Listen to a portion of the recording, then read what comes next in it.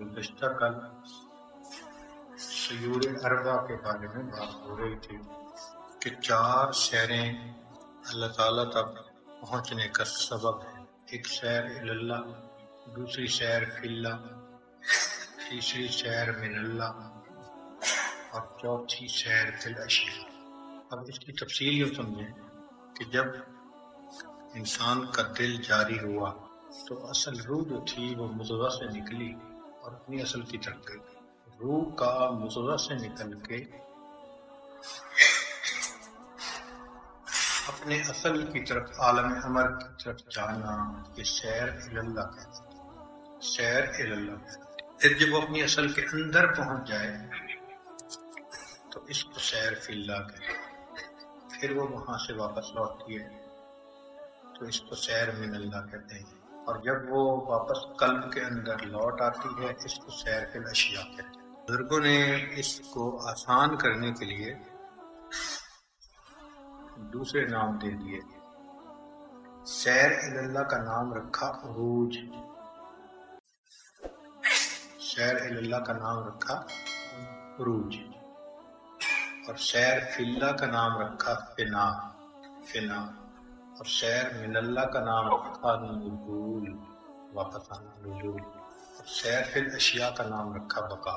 فنا اور بقا، عروج اور نزول، تو یہ 4 سیر ہیں، 4 کیفیتیں ہیں جو ہر لطیفہ کو پیش آتی ہیں۔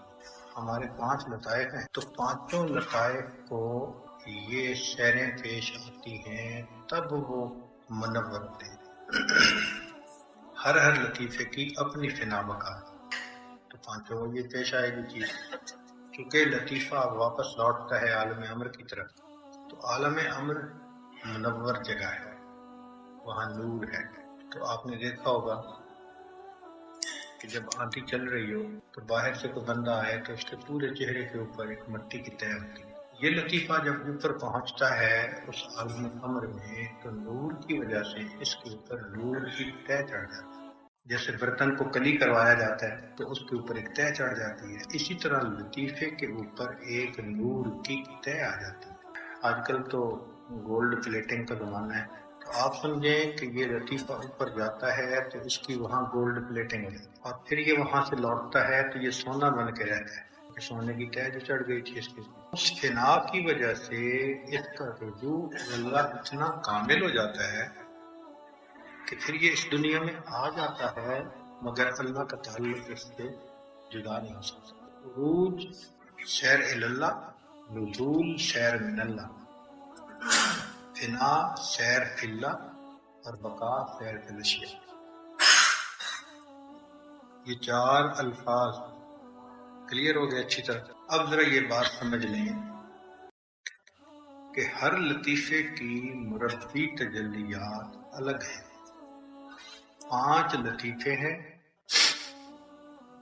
قلب، روح، سر، خفی، اخفا، اور 5 ہی مربی تجلیات ہیں۔ چنانچہ سب سے پہلے نمبر آتا ہے قلب کا۔ تو قلب کی تجلیات جو مربی ہیں ان کا نام ہے تجلیات افعال، تجلیات افعالیہ۔ چنانچہ تجلیات افعالیہ میں جب قلب کو عروج حاصل ہوتا ہے تو اللہ تعالیٰ کی جو صفت ہے نا فعال لما یرید، وہ اس کو حاصل ہوتا ہے، سمجھ میں آ جاتا ہے۔ تو وہ فاعل حقیقی صرف اللہ کی ذات کو پہچان لیتا ہے تو خود بخود اسباب سے نظر ہٹ گئی اور مسبب الاسباب کے اوپر نظر، اس کا یہ یقین بن جاتا ہے اللہ سب کچھ کر سکتے ہیں چیزوں کے بغیر، اور چیزیں کچھ نہیں کر سکتی اللہ۔ حضرت مولانا الیاس رحمۃ اللہ علیہ نے یہ بات کی دعوت چلائی، یہ تصوف کے میدان کا پہلا سبق، لطیفہ قلب کی کیفیت، اس ذکر و سلوک کے راستے کی یہ پہلے درجے کی کیفیت ہے۔ تجلیات افعالیہ کا مراقبہ کرنے والا بندہ وہ اللہ تعالیٰ کو فاعل حقیقی وجدانی طور پر مان لیتا ہے، دلیلوں کی ضرورت نہیں رہتی، اس کے اندر ایک یقین آ جاتا ہے۔ حضرت موسیٰ علیہ السلام کے واقعات کو دیکھیں، اللہ تعالیٰ پوچھتے ہیں وَمَا تِلْكَ بِيَمِينِكَ يَا موسیٰ، موسیٰ علیہ السلام آپ کے دائیں ہاتھ میں کیا ہے؟ انہوں نے جواب دیا ہے یا عصا، یہ عصا ہے۔ پھر اس کے فائدے بھی بتا دیے، أَتَوَكَّأُ عَلَيْهَا وَأَحُشُّ بِهَا عَلَىٰ غَنَمِي وَلِيَ فِيهَا مَآرِبُ أُخْرَىٰ، میرے لیے اور بھی بڑے فائدے۔ تو جب موسیٰ علیہ السلام نے کہا کہ یہ میرے فائدے کی چیز ہے، اللہ تعالیٰ نے فرمایا القها یا موسیٰ، اس کو ڈال دیجیے زمین۔ ڈالا فَإِذَا هِيَ حَيَّةٌ تَسْعَىٰ، وہ تو دوڑنے والا اژدہا سانپ بنا۔ فَأَوْجَسَ فِي نَفْسِهِ خِیفَةً مُوسیٰ، اسے ہم گھبرا گئے۔ قُلْنَا لَا تَخَفْ، ہم نے فرمایا ڈرو نہیں، خُذْهَا وَلَا تَخَفْ سَنُعِيدُهَا سِیرَتَهَا الْأُولَىٰ، ہم پہلے والی سیرت، جب ہاتھ لگایا تو پھر عصا بن گیا۔ تو قرآن مجید میں جو یہ واقعہ بتایا گیا تو صرف یہ نہیں تھا کہ بھئی ایک خلاف عادت چیز پیش آ گئی، نہیں، ایک سبق دینا مقصود تھا۔ کیا میرے پیارے موسیٰ علیہ السلام، جس لاٹھی کے آپ فائدے گنوا رہے تھے ہمارے حکم سے زمین پہ ڈالا، وہ ایسی نقصان دینے والی چیز بنی کہ آپ گھبرائی گئے، اور جس چیز کے نقصان سے آپ گھبرا رہے تھے ہمارے حکم سے ہاتھ لگایا تو پھر فائدے والی چیز بن گئی۔ تو سبق دیا پریکٹیکلی کہ چیزوں میں نفع اور نقصان ڈالنا یہ ہماری شان ہے۔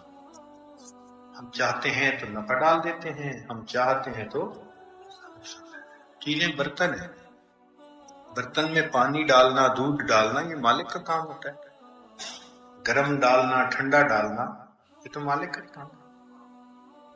چاہیں تو برف والا پانی ڈال کے دے دیں، چاہیں تو گرم چائے ڈال کے دے دیں۔ اسی طرح اللہ تعالیٰ جب چاہتے ہیں، جس چیز میں چاہتے ہیں نفع رکھ دیتے ہیں، جب چاہتے ہیں نقصان رکھ دیتے ہیں۔ تو ہمیں چیزوں کے پیچھے نہیں جانا، اسباب سے نظر ہٹانی ہے اور مسبب الاسباب کے اوپر نظر جمانی ہے۔ یہ سبق یہاں دیا گیا۔ چنانچہ موسیٰ علیہ السلام نے سبق سمجھ لیا، پھر اس کے بعد ان کی نظر چیزوں پہ نہیں رہی، ظاہر پہ نہیں رہی، اوپر ہی رہی۔ چنانچہ موسیٰ علیہ السلام جادوگروں کے سامنے کھڑے ہیں۔ جادوگر کہتے ہیں کہ خیلوا الیہ من سحرہم انہا تسعی، رسیاں ڈالی جو یوں محسوس ہوا کہ سانپ ہیں جو چل رہے ہیں۔ موسیٰ علیہ السلام کو یوں فیل ہوا۔ اب آپ ذرا اپنی عقل سے سوچیں، چاروں طرف سانپ ہو، ایک بندہ ہے جس کے ہاتھ میں ڈنڈا ہے، تو وہ اگر ظاہر کی نظر سے سوچے تو ظاہر کی عقل تو کہے گی کہ بھائی ڈنڈا مضبوطی سے پکڑو، اور جو تمہارے پاس سانپ آئے تو اس سانپ کے سر پہ مارو۔ کیا آپ کسی تمہارے بچاؤ کی یہی صورت ہو سکتی ہے، مگر ہاتھ سے ڈنڈا نہ چھوڑنا یہ امید کی آخری کرن۔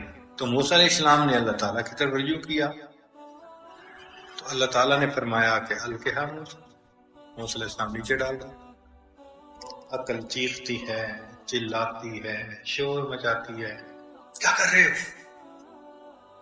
تو تمہارے ہاتھ میں ڈنڈا ہی تو ہے، تم یہ بھی پھینک بیٹھے تو ہاتھ میں کیا رہا؟ خالی ہاتھ۔ موسیٰ علیہ السلام نے اس کو نہیں دیکھا، انہوں نے وہ کیا جو اللہ نے کہا۔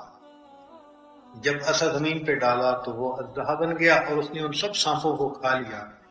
اللہ نے موسیٰ علیہ السلام کو پتا تھا، تو انہوں نے نظر کو نہیں مانا، خبر کو۔ ہم لوگوں کی ہے اسباب کی زندگی، نظر کی زندگی۔ اللہ تعالیٰ چاہتے ہیں کہ نہیں، تم خبر کی زندگی، ہمارے وعدوں پہ یقین کرو، یہ خبر کی زندگی ہے کہ اللہ کے وعدے سچے۔ ظاہر آنکھ دیکھ رہی ہے، وہ غلط دیکھ رہی ہے۔ انسان کے سینکڑوں سال کے تجربے غلط ہو جاتے ہیں، اللہ کے وعدے سچے ہو جاتے ہیں۔ موسیٰ علیہ السلام دریا نیل کے کنارے کھڑے ہیں، آگے پانی کا دریا، پیچھے فرعون کی فوج کا دریا۔ قال اصحاب موسیٰ انا لمدرکون، کہا موسیٰ علیہ السلام کے صحابہ نے اب دھر لیے گئے، اب سینڈوچ بن گئے۔ قال کلا، فرمایا ہرگز نہیں، ان معی ربی سیہدین، ایک یقین بھری آواز اٹھی تھی، میرا رب میرے ساتھ ہے، ضرور رہنمائی کرے گا۔ یہ یقین کہلاتا ہے، یہ اللہ کے وعدوں پہ بھروسہ ہوتا ہے۔ ظاہر کو نہیں دیکھا کہ نہ جائے ماندن نہ پائے رفتن، آگے جا نہیں سکتے کہ دریا ہے، اور پیچھے جا نہیں سکتے کہ انسانوں کا دریا۔ اب ایسے وقت میں عقل سے پوچھیں کیا کرنا چاہیے؟ عقل کہے گی جناب تمہارے ہاتھ میں تلواریں تو ہے نہیں، ایک ڈنڈا ہی تو ہے، تو بس پھر ہمت کر لو، فرعون آئے تو بس ایک دو ڈنڈے لگا دینا سر پہ اسے، اور اللہ تعالیٰ سے پوچھو کہ یا اللہ مجھے کرنا کیا چاہیے؟ تو حکم آتا ہے اندرب بعصاک البحر، پانی پہ ڈنڈا مارو۔ عقل چیختی ہے، چلاتی ہے، شور مچاتی ہے، یہ کیا کر رہے ہو؟ پانی پہ ڈنڈا مارنے سے کیا ہوگا؟ مارنا ہے تو فرعون کے سر پہ مارو۔ لیکن موسیٰ علیہ السلام نے تو اللہ کے وعدے کو دیکھا، اور جب پانی پہ ڈنڈا مارا تو اللہ نے 12 راستے بنا دیے اور بنی اسرائیل کو اس میں سے نکال فرعون کو غرق کر دیا۔ تو ہوا وہ جو اللہ کا وعدہ تھا، جو ظاہر کی آنکھ نے دیکھا وہ ٹھیک نہیں دیکھا۔ موسیٰ علیہ السلام وادی یتیم میں ہے، قوم آ گئی، پینے کو پانی چاہیے، جینے کو پانی چاہیے، اب عقل سے پوچھیں کیا کریں؟ عقل کہتی ہے جناب ایک ڈنڈا ہی تو ہے، تو آہستہ آہستہ کنواں کھودیں، گڑھا کھودیں، پانی نکل آئے گا، مگر ڈنڈا ٹوٹنے نہ پائے۔ اگر ڈنڈا ٹوٹ گیا تو امید کی آخری کرن بھی ختم ہو جائے گی۔ یہ تو کہتی ہے عقل، تو بھی عقل کہتی ہے کہ ڈنڈا ٹوٹنے نہ پائے، اور اللہ تعالیٰ سے پوچھا یا اللہ کیا کروں؟ فرمایا اندرب بعصاک الحجر، ڈنڈا مارو پتھر کے اوپر۔ عقل کہتی ہے ڈنڈا ٹوٹ جائے گا اور یہ سہارا بھی ختم ہو جائے گا۔ موسیٰ علیہ السلام نے ذرا نہیں پرواہ کی، انہوں نے وہ کیا جو اللہ کا حکم تھا۔ اللہ تعالیٰ چاہتے ہیں کہ میرے بندے کو یہ یقین میرے ساتھ حاصل ہو کہ جو ہونا ہے اللہ کی مرضی سے ہو جائے۔ اللہ سب کچھ کر سکتے ہیں چیزوں کے بغیر، چیزیں کچھ نہیں کر سکتی اللہ۔ موسیٰ علیہ السلام نے پتھر پہ عصا مارا، اللہ نے 12 چشمے جاری کر دیے۔ تو ان واقعات میں ایک بات سمجھائی گئی کہ میرے بندو،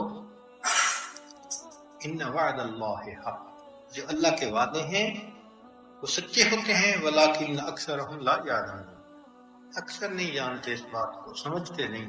تو جب تجلیات افعال میں لطیفے کو سیر حاصل ہو جاتی ہے تو انسان ذوقی اور وجدانی طور پر اللہ کو فاعل حقیقی مانتا ہے، ہر کام اللہ کی منشا سے ہوتا ہے، اس کے بغیر کوئی پتہ گر نہیں سکتا۔ اب عشق کے 4 بڑے فائدے ہیں، اس کیفیت کے حاصل ہونے کے کتنے فائدے ہیں؟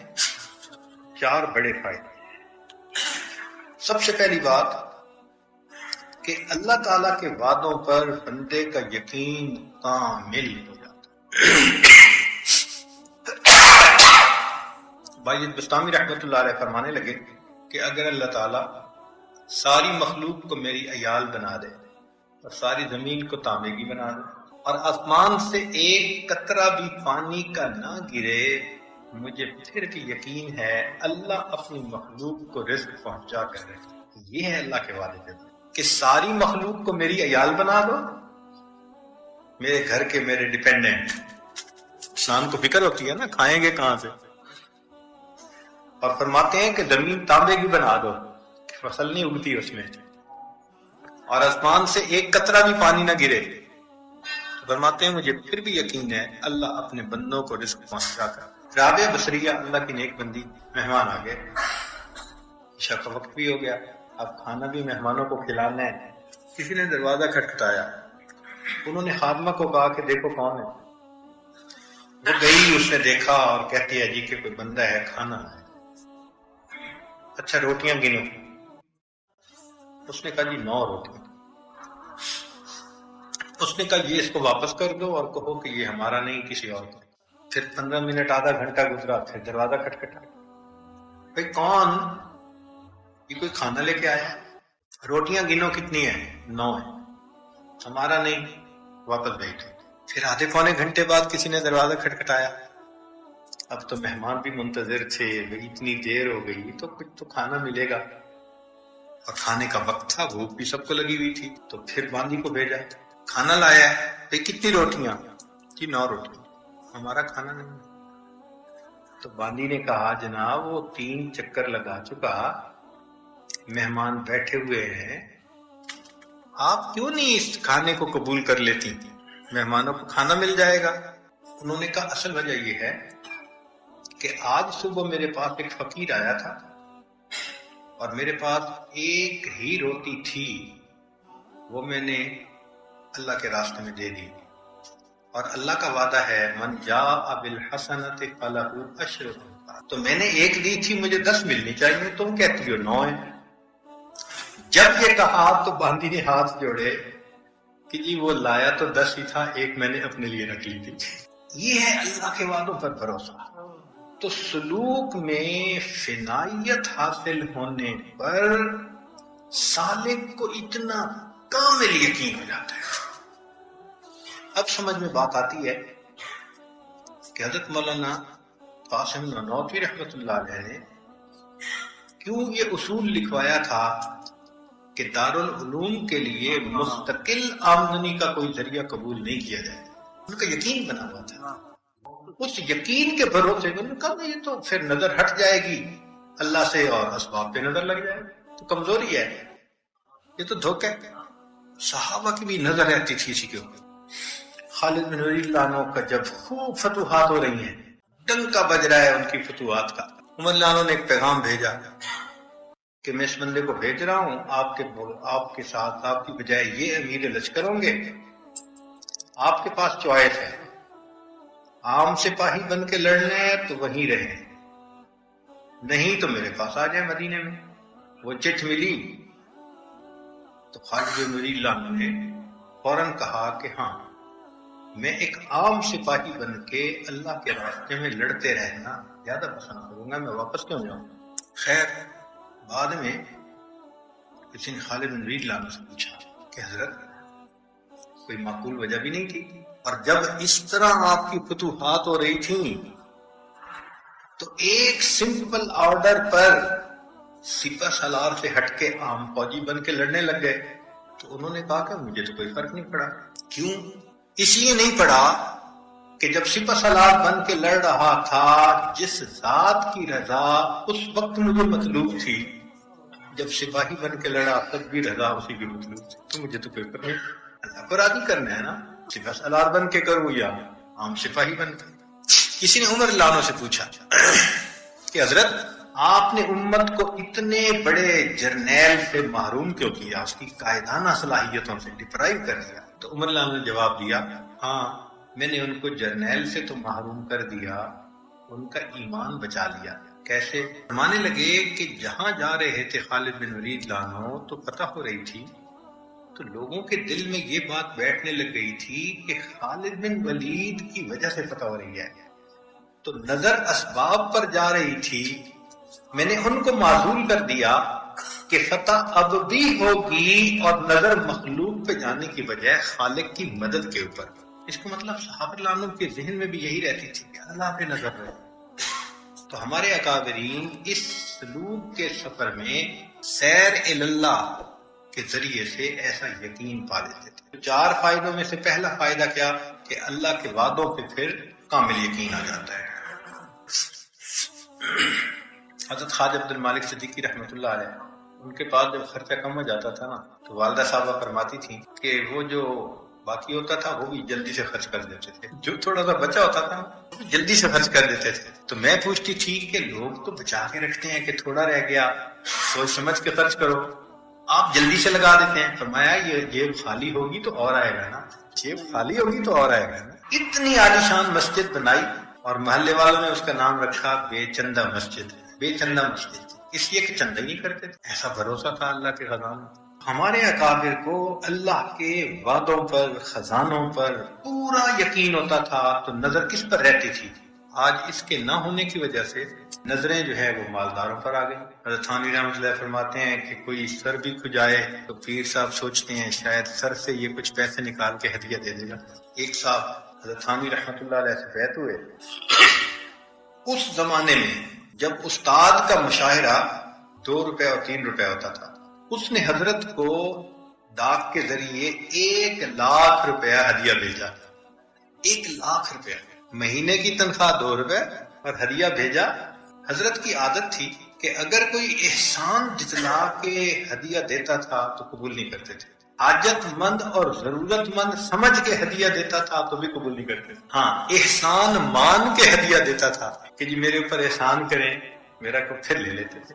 اب اس نے 1 لاکھ روپے ہدیہ بھیجا اور اس میں لکھ دیا جس سے پتہ چلتا تھا کہ بھئی اس نے لکھا ہے جی میں نے دیکھا آپ کو ضرورت ہے تو میں ہدیہ بھیج رہا ہوں. حضرت نے وہ 1 لاکھ روپیہ واپس کر دیا. اس کو تو توقع ہی نہیں تھی تو اس نے پھر خط لکھا کہ حضرت میں نے تو ضروریات کو دیکھ کے یہ ہدیہ دیا اور آپ کو ایسا مرید نہیں ملے گا جو اتنا ہدیہ دے.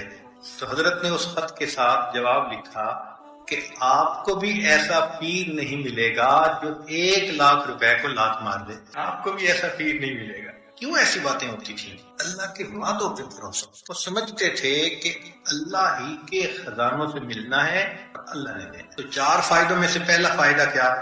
اللہ کے وعدوں پہ کام ہے. اگر بتائیں ایسی ایمان کی کیفیت ہو جائے تو زندگی کا مزہ نہ آ جائے. دوسری بات کہ جب یہ یقین بیٹھ گیا کہ اللہ ہی سب کچھ کرنے والے ہیں تو پھر کسی چیز کے ملنے سے انسان کو حد سے زیادہ خوشی نہیں ہوتی اور کسی چیز کے چلے جانے سے انسان کو حد سے زیادہ. قرآن مجید کی ایک آیت لِكَيْ لَا تَأْسَوْا عَلَىٰ مَا فَاتَكُمْ وَلَا تَفْرَحُوا بِمَا آتَاكُمْ، اس پہ کامل عمل ہو جاتا ہے بندے کا. شیخ عبداللہ جیلانی رحمۃ اللہ علیہ کا تجارتی جہاز چلتے تھے. اطلاع آئی کہ حضرت وہ آپ کا ایک تجارتی جہاز سامان لے کے جو آیا تھا وہ ڈوب گیا. حضرت نے سن کے فرمایا الحمدللہ. سننے والے حیران کہ ڈوبنے پہ بھی کوئی الحمدللہ پڑھتا ہے. کچھ دیر کے بعد ایک آدمی آیا، حضرت وہ جو جہاز تھا بس وہ ڈوبتے ڈوبتے کنارے پہ لگ گیا، بچ گیا. حضرت نے فرمایا الحمدللہ. اب مجلس میں بیٹھنے والے ہیں نا کہ ڈوبنے کی اطلاع پہ بھی الحمدللہ اور بچنے کی اطلاع پہ بھی الحمدللہ. تو انہوں نے پوچھا کہ حضرت کیا مسئلہ؟ فرمایا کہ جب مجھے اس کے ڈوبنے کی اطلاع ملی تھی تو میں نے اپنے دل میں جھانک کے دیکھا، مجھے دل میں اس پہ کوئی افسوس نہیں تھا نقصان کے اوپر. میں نے کہا الحمدللہ. اور جب بچنے کی اطلاع ملی میں نے پھر دل میں جھانک کے دیکھا تو مجھے اس کے اوپر کوئی خوشی نہیں. میں نے کہا الحمدللہ. تو چیز نصیب ہو جائے تو بھی الحمدللہ اور اگر ہاتھ سے چلی جائے تو بھی یہ اللہ والوں کی کیفیت ہو جاتی ہے، اس پر عمل نصیب ہو جاتا. تیسری چیز کہ جب ہر کام اللہ کی طرف سے ہوتا دیکھتا ہے بندہ تو مخلوق کی مدح اور ذم یہ برابر ہے. کوئی تعریفیں کرتا رہے تو انسان پھولتا نہیں، کوئی مذمت کرتا رہے تو انسان ڈپریس نہیں ہوتا. اس لیے کہ وہ تعریف کرنے والے کو یہ نہیں سمجھتا کہ یہ کر رہا ہے، وہ سوچتا ہے اللہ اس سے کروا رہے ہیں. اور جو آ کے مذمت کرتا ہے تو وہ یہ نہیں سمجھتے کہ یہ میری مذمت کر رہے ہیں، اللہ کروا رہا ہے. ایک بزرگ تھے، ان کی کوئی تعریف کرتا تو وہ کہتے من می شناسے میں، کوئی مذمت کرتا کہتا من می شناسے میں. اس نے کہا جی کیا مانا آپ کا؟ ان کا کہ بول تو یہ رہا ہوتا ہے، میں کہتا ہوں اللہ میں پہچانتا ہوں کہ کون یہ کروا رہا ہے. من می شناسے میں پہچانتا ہوں کہ اصل میں تو اللہ تعریف کروا رہا ہے یا اللہ اس کی زبان ہے. تو ایسے بندے کے لیے پھر دین پہ چلنا بہت آسان کہ دین کے معاملے میں انسانوں کی مدح اور ذم اس کی نظر میں برابر ہوتا ہے. تیسرا فائدہ نہیں، چوتھا فائدہ کہ انسان عزت اور ذلت پھر کس کے ہاتھ میں دیکھتا ہے. تو یہ جو ہر وقت ہوتا ہے وہ جی لوگ کیا کہیں گے، لوگ کیا کہیں گے، اور اس کی وجہ سے سنت کو چھوڑ دینا، حکم خدا کو چھوڑ دینا، دین کو چھوڑ دینا، لوگ کیا کہیں. تو نظر لوگوں سے ہٹ کے لوگوں کے پروردگار. وہ سمجھتا ہے کہ عزت ملے گی تو بھی اللہ کے حکم سے اور ذلت ملے گی تو بھی اللہ کے حکم سے. عزت اور ذلت تو وہ دینے والے. نفع اور نقصان دینے والا، جب تجلیات افعال کی سیر نصیب ہو جاتی ہے تو اس کا کیا معنی کہ انسان کی نظر اللہ پہ پکی ہو جاتی ہے کہ فاعل حقیقی اللہ کی ذات، مخلوق سے نظر ہٹ جاتی ہے، اللہ تعالیٰ کی طرف نظر جم جاتی ہے، تو پھر ایسا بندہ شیطان کے ہاتھے نہیں آتا، شیطان سے محفوظ ہو جاتا ہے۔ کیسے محفوظ ہو جاتا ہے؟ حضرت مجدد ثانی رحمۃ اللہ نے ایک حکایت لکھی ہے مطلوبات میں، فرماتے ہیں کہ شیطان بدبخت ایک مرتبہ جا رہا تھا، ہڈیاں نکلی ہوئی تھیں، پھندے اٹھائے ہوئے تھے، تو کسی نے دیکھا تو اس نے پوچھا ملعون یہ تیرا کیا حال ہے، ہڈیاں نکلی ہوئی ہیں اور پھندے لے کے جا رہے ہو؟ کہنے لگا کہ ہاں کچھ لوگوں کے لیے مجھے پھندوں کی ضرورت پڑتی ہے، میرے لیے کون سا ہے؟ کہنے تیرے لیے تو پھندے کی ضرورت نہیں، تو ویسے ہی ہے، تیرے جیسے کو تمہیں ویسے ہی، پھندوں کی ضرورت بعض لوگوں کے لیے پڑتی ہے۔ اس نے کہا تو کمزور کیوں؟ کہنے لگا کیا بتاؤں کہ کچھ لوگ ہیں جن پہ یہ میرے پھندے اثر ہی نہیں کرتے، انہوں نے مجھے کمزور کر دیا۔ اس نے کہا وہ کون ہے؟ کہتے آپ تجھے دکھاتا ہوں۔ تو فرماتے ہیں کہ شیطان نے گدھے کی شکل اپنائی، ہے ہی گدھا، نے گدھے کی شکل اپنائی، اور ایک بزرگ تھے بوڑھے میاں جو کپڑا بنا رہے تھے، تو اس میں لمبے لمبے دھاگے ہوتے ہیں، کھڈی سے کپڑا بناتے ہیں، تو وہ گدھے کی شکل میں آیا اور دوڑتا ہوا آیا اور آ کے اس نے جو دلتی لگائی سارے دھاگے توڑ دیے، وہ دھاگے توڑ کے بھاگ گیا۔ وہ بڑے میاں اٹھے اور بڑے سکون سے ایک ایک دھاگے کو بسم اللہ پڑھ رہے ہیں، نوٹ لگا رہے ہیں، بسم اللہ پڑھ رہے ہیں، نوٹ لگا رہے ہیں، بسم اللہ پڑھ رہے ہیں، نوٹ، اور پھر اپنا کام شروع کر دیا۔ یہ کچھ دیر کے بعد دوبارہ آیا، پھر اس نے دھاگے توڑے۔ بڑے میاں نہ انہوں نے غصے کا اظہار کیا، نہ انہوں نے گالی دی، نہ انہوں نے کوئی ڈنڈا اٹھایا شیطان کو مارنے کے لیے، پھر بسم اللہ پڑھا۔ شیطان نے کہا کہ دیکھو ایسے بندے ہیں کہ میں نے جو کچھ کیا اس بندے کو اس سے بھی غصہ نہیں آیا، یہ غصے میں آئے گا تو میرے چکر میں پھنسے گا، یہ وہ لوگ ہیں جن پہ میرے داؤ اثر نہیں کرتے۔ تو امام ربانی مجدد ثانی رحمۃ اللہ یہ واقعہ لکھ کے فرماتے ہیں کہ یہ بزرگ جن کا ایمان سمجھنے والے اتنا کامل ایمان سمجھتے ہیں، انہوں نے تصوف کے پہلے سبق میں فنا حاصل کی ہوئی، یعنی لطیفہ قلب میں تجلیات افعال میں ان کو فنا حاصل ہو گئی تھی، اس لیے ان کا ایمان ایسا تھا کہ وہ سمجھتے تھے کہ دھاگے اس نے نہیں توڑے، اللہ نے توڑوائے ہیں، جب اللہ نے توڑوائے ہیں تو پھر بیزاری کس بات کی، پھر غصہ کس بات کا۔ اتنی پرسکون ہو جاتی ہے زندگی کہ یہ جو ہم حرکتیں کرتے ہیں نا، چھوٹی چھوٹی بات پہ الجھ پڑے، اس نے وہ کر دیا، یہ وہ کر دے گا، یہ ایسے ہے، سب چیزیں ختم ہو جاتی ہیں، اللہ کی ذات پہ نظر رہتی ہے۔ تو تجلیات افعال میں سیر حاصل ہونے سے انسان کو ایسا ایمان ملتا ہے جس کے اندر یہ خوبیاں ہوتی ہیں، ایک تو وعدوں پہ پکا یقین، دوسرا کسی چیز کے ملنے سے انسان کو حد سے زیادہ خوشی نہیں ہوتی، ضائع ہونے سے ڈپریشن نہیں ہوتی، دین کے معاملے میں مدح اور ذم برابر ہو جاتی ہے، اور عزت ذلت مخلوق کی بجائے وہ خالق کی۔ خوبصورت ایمان ہے، پہلے قدم پہ حاصل۔ پھر دوسرا سبق ہے، اس کو کہتے ہیں لطیفہ روح، اس کی سیر تجلیات صفات ثبوتیہ میں ہوتی ہیں اور اس کی کیفیتیں پھر بندے کو ملتی ہیں۔ پھر لطیفہ سر کی سیر شیونات ذاتیہ میں ہوتی ہے، اس کی صفات ملتی ہیں۔ پھر لطیفہ خفی کی سیر صفات سلبیہ میں ہوتی ہیں تو اس کی صفات ملتی ہیں۔ لطیفہ اخفا کی سیر شان جامع اس میں ہوتی ہے، پھر انسان کو اس کی صفات ملتی ہے۔ آپ سوچئے جب پہلے قدم پہ ایمان کا یہ حال تھا تو پھر پانچویں پہ ایمان کا کیا حال، کتنا خوبصورت ایمان حاصل ہوگا پھر بندے۔ یہ واقعی ہمت کر کے حاصل کرنے والی چیز۔ دو طرح کی فنا انسان کو حاصل ہوتی ہے، ایک کو کہتے ہیں فنائے قلب اور ایک کو کہتے ہیں فنائے نفس۔ ایک کو کہتے ہیں فنائے قلب اور ایک کو کہتے ہیں فنائے، سمجھ لیں کہ اس میں بھی کیا فرق ہے۔ بندے کی کیفیت ایک تو یہ ہے کہ گناہ کی طرف میلان تو ہے، لیکن اس نے اپنے آپ کو گناہ سے روکا ہے، اپنے آپ کو گناہ سے روکا ہوا ہے کہ نہیں گناہ کرنا۔ طبیعت مائل ہوتی ہے مگر غیر محرم کی طرف نہیں آنکھ اٹھا کے دیکھتے، طبیعت میں سستی ہے مگر نماز قضا نہیں ہونے دینی۔ تو جب یہ کیفیت ہو کہ میلان تو ہو مگر کنٹرول اتنا ہو جائے کہ انسان اس میلان کی رو میں بہ جانے کی بجائے ہر حال میں شریعت کے اوپر عمل کرنے والا بن جائے، اس کو فنائے قلب کہتے ہیں۔ اس کو کیا کہتے ہیں؟ فنائے، اور بزرگوں کے اصطلاح میں اس کو ولایت صغریٰ کہتے ہیں۔ یہ کیا ہے؟ ولایت۔ اور اگر بندے کی کیفیت ایسی ہو کہ گناہ کی طرف میلان ہی ہو نہ ہو بلکہ کراہت ہو، گناہ کی طرف کراہت۔ اب آپ کہیں گے کراہت کیسے ہو سکتی ہے؟ اچھا بھائی بتائیں، عام لوگوں کو تو موسیقی اتنی اچھی لگتی ہے کہ کہتے ہیں یہ روح کی غذا ہے، لیکن آپ حضرات بتائیے مسجد کے اس ماحول میں اگر کسی کے فون کی گھنٹی بجے گی تو آپ کے دل میں خوشی ہوگی یا کراہت ہوگی؟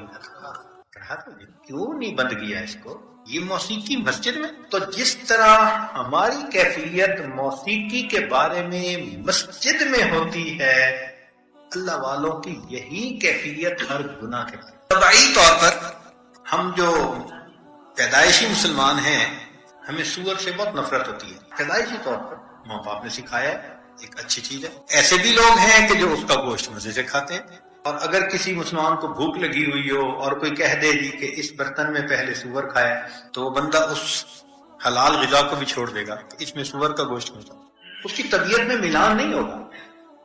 تو جیسے سور کے گوشت کے بارے میں ہم لوگوں کی طبیعت کے اندر ایک کراہت اللہ نے ڈال دی ہے، جو اللہ والے ہوتے ہیں ان کے دلوں میں ہر گناہ کے بارے میں ایسی کراہت، طبیعت ہی نہیں کرتی گناہ کرنے، طبیعت کراہت کرتی ہے۔ تو مکروہات شرعیہ، مکروہات طبعیہ، ان سے شریعت کراہت کرتی ہے، بندے کی طبیعت بھی کراہت کرنے لگتی ہے۔ اگر یہ کیفیت حاصل ہے تو اس کو کہتے ہیں فنائے نفس، یہ فنائے نفس کا مقام، اور بزرگوں کے الفاظ میں اس کو ولایت کبریٰ کہتے ہیں۔ گناہ کی کمیلان ہو مگر انسان شریعت پر جمع رہے، یہ ولایت صغریٰ، اور گناہ کی طرف ملان کی بجائے گناہ کی کراہت دل میں آ جائے تو اس کو کہتے ہیں ولایت کبریٰ۔ وہ فنائے قلب ہے، اور یہ فنائے، اس لیے امام ربانی مجدد ثانی رحمۃ اللہ نے لکھا ہے کہ فنائے قلب حاصل ہونے کے باوجود ارادہ باقی رہتا ہے، فنائے نفس میں آ کے بندے کا ارادہ ہی ختم ہو جاتا، گناہ کا ارادہ ہی نہیں کرتا۔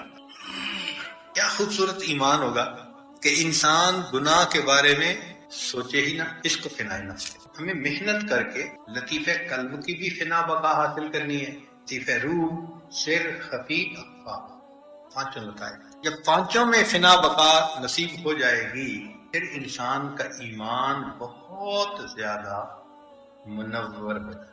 یہ ولایت کے مقامات کے اثرات ہیں، ثمرات ہیں۔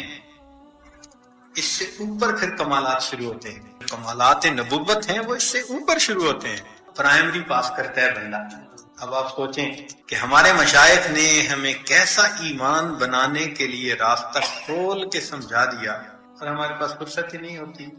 ہم اتنا ہی سمجھتے ہیں ذکر کے بارے میں، ہاں بیٹھے ہیں ذکر کر رہے ہیں، ٹھیک ہے ثواب ملے گا۔ یہ گمان چھوڑ دیں کہ صرف ثواب ملے گا، ذکر میں بیٹھنے سے خدا ملے گا، یہ ذہن میں رکھنا شروع کریں۔ خدا کو پانا یہ زندگی کا مقصد ہے۔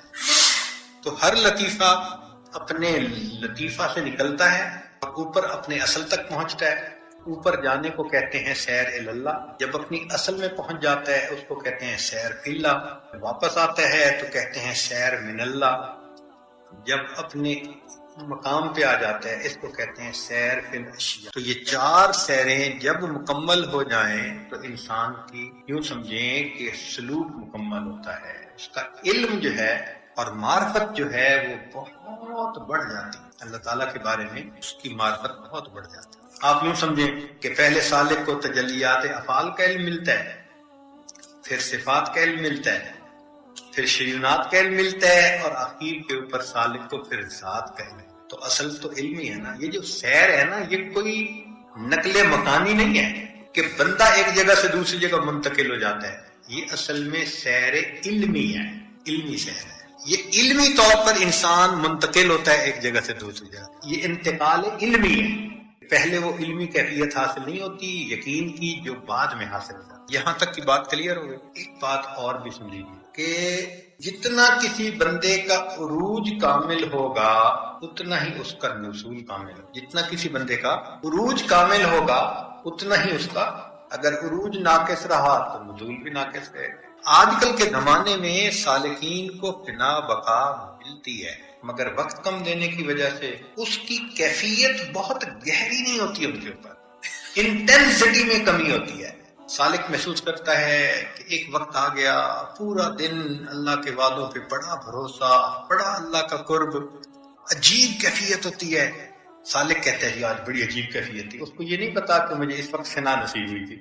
آج کل کی فنا تو تھوڑے ٹائم کے لیے اور اس کی انٹینسٹی بھی بہت تھوڑی ہوتی ہے۔ پہلے وقتوں میں جب سچ کا زمانہ تھا، مجاہدے تھے، تو اس وقت فنا کا وقت بھی زیادہ ہوتا تھا اور کیفیت بھی بہت گہری ہوتی تھی۔ لیکن جو محنت کرے تو آج کے دور میں بھی اس کو فنا بقا کامل مل سکتی ہے۔ اب ایک سوال بات مکمل ہونے سے پہلے، اگر آپ امت کی تاریخ کو پڑھیں اور صحابہ کرام کی کرامات کو گنیں تو مشکل سے 1000 صفحہ، مشکل سے 1000 صفحہ ٹوٹل صحابہ کی کرامتیں جو 1,25,000 تھا، ٹوٹل کرامتیں کتنے ورقوں میں آ جائیں گی؟ 1000 صفحوں میں۔ اور اولیاء کی کرامتیں گننا شروع کریں تو ماشاءاللہ کروڑوں صفحے، ختم ہی نہیں ہوتی۔ کیا وجہ ہے کہ اولیاء کی کرامتیں کروڑوں صفحوں میں نہیں سمٹتی، صحابہ کی کرامتیں صرف 1000 صفحے، اتنی تھوڑی کرامت، اس کے پیچھے ایک راز ہے۔ بتانا چاہیے یا چھوڑ دینا چاہیے؟ نیند بھی تو آ رہی ہے نا، چھوڑ دیں، سمجھنے والی بات ہے۔ دیکھیں، کرامت کہتے ہیں خرق عادت کو، خرق کہتے ہیں پھاڑنے کو، عادت کو توڑ دینا، عادت کو پھاڑ دینا، عادت کے خلاف کام ہونا، اس کو خرق عادت کہتے ہیں، کرامت بھی کہہ دیتے ہیں۔ کرامت صادر ہونے کی دو وجوہات ہیں۔ پہلی وجہ کہ کبھی کبھی اللہ تعالیٰ اپنے بندے کے ہاتھوں سے کرامت صادر کر کے لوگوں کے دلوں میں اس کی محبت ڈالتا ہے کہ لوگ اس سے ہدایت پائیں اور قریب ہو جائیں۔ یہ معجزے کی نسبت ہے، یوں سمجھیں کہ جیسے انبیاء کو معجزے ملے تو اس کو دیکھ کے کافر مسلمان ہو جاتے تھے، تو اللہ تعالیٰ اپنے بعد اولیاء کو کرامتیں دے دیتا ہے، ان کی کرامتیں دیکھ کے لوگ مسلمان ہو جاتے ہیں۔ چنانچہ تاتاری شہزادہ مسلمان ہوا تھا کہ احمد دربندی رحمۃ اللہ علیہ نے اللہ کا لفظ کہا تھا اور زنجیر ٹوٹ کے نیچے گر گئی، تو وہ کافر تھا، مسلمان ہو گیا۔ تو یہ کرامتیں کئی مرتبہ صادر ہوتی ہیں، مگر اللہ تعالیٰ اپنے بعض بندوں سے ہدایت کا کام لیتا ہے، ان کے ذریعے سے کرامتیں صادر ہوتی ہیں۔ اور کبھی کبھی یہ کرامتیں انسان کے نقص کی دلیل ہوتی ہیں، انسان کے نقص کی دلیل ہوتی ہے کہ جب لطیفہ سیر من اللہ سے نیچے آ رہا ہوتا ہے تو وہ اس کو سیر فی الاشیاء کامل نہیں ملتی، اوپر رہ جاتا ہے عالم اسباب سے عالم امر میں۔ تو جب سب اوپر رہ جائے گا تو پھر اس بندے کی نظر کس پر رہے گی؟ اللہ پر رہے گی، اسباب کے اوپر نظر نہیں ہوگی، اس لیے کہ وہ عالم اسباب میں بھی پہنچا ہی نہیں۔ تو جب نظر اللہ کی ذات پر رہے گی تو ایسے بندے سے بہت زیادہ خرق عادت کے واقعات ہوں گے، مگر یہ اس کی سیر کے ادھورا ہونے کی علامت ہوگی۔ صحابہ کرام کی سیر کامل تھی، اتنی کامل سیر تھی کہ ان کو دیکھ کے ظاہر کو پتہ ہی نہیں چلتا تھا کہ یہ ایک عام آدمی ہے، یہ کوئی بہت خاص آدمی ہے۔ اور یہ انبیاء کی شان ہوتی ہے کہ باطن میں اتنی بلندی اور ظاہر میں اتنی سمپل زندگی کہ کافر آ کے یہی تو مصیبت کا رونا روتے تھے کہ ما لہذا الرسول یاکل الطعام ویمشی فی الاسواق، یہ کیسے رسول ہیں، کھانا کھاتے ہیں اور بازاروں میں چلتے ہیں۔ ان کو لگتا تھا یہ تو بہت ہی عام سی زندگی ہے۔ یہ کمال ہے، جب سیر کامل ہوتی ہے تو پھر شیخ کی ظاہر کی زندگی بالکل عام نظر آتی، کوئی بہت انوکھی چیزیں نظر نہیں آتی۔ ہاں ایک چیز انوکھی ہوتی ہے کہ ہر کام سنت کے مطابق ہو، اس کے سوا نظر نہیں آتا۔ اسی لیے کئی لوگ دھوکہ کھا جاتے ہیں کہ جی میں تو 9 سال رہا، میں نے کوئی کرامت ہی نہیں دیکھی، 9 سال میں سنت کے خلاف کوئی عمل دیکھا نہیں دیکھا، اس سے بڑی کرامت کیا ہو سکتی؟ تو معلوم ہوا کہ جس کی سیر مکمل ہوگی تو اس کا نزول مکمل ہوگا اور وہ اسباب کا محتاج بن کے رہے گا، اسباب کے مطابق زندگی گزارے گا نا، کیونکہ اللہ نے دارالاسباب بنایا ہے نا کہ اسباب کے مطابق رہو۔ کمال یہ ہے کہ نظر تو اللہ کی ذات پر ہو لیکن انسان ظاہر میں اسباب کے اوپر عمل کر رہا ہو۔ جیسے میدان احد میں صحابہ نے ایک ایک زرہ باندھی تھی اور نبی علیہ السلام نے 2 زرے۔ اب عام آدمی تو کہتا ہے کہ جی کیوں؟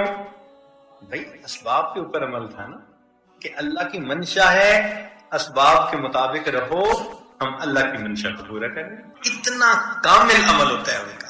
اور انسان من سے اللہ کے ساتھ جڑا ہوتا ہے، ظاہر میں پہچاننا مشکل ہوتا ہے. اسی لیے لوگ آ کے پوچھتے تھے من منکم محمد، اس لیے کہ محبوب کی ظاہر کی ایسی زندگی تھی کہ جیسے بالکل صحابہ کی زندگی. کمال کیا ہے کہ ظاہر اتنا نیچے آ جائے کہ لوگوں کو عام بندہ نظر آئے، حقیقت میں اس عام بندے کے اندر اس کی خصوصیتیں چھپی ہوئی. یہ کمال ہے.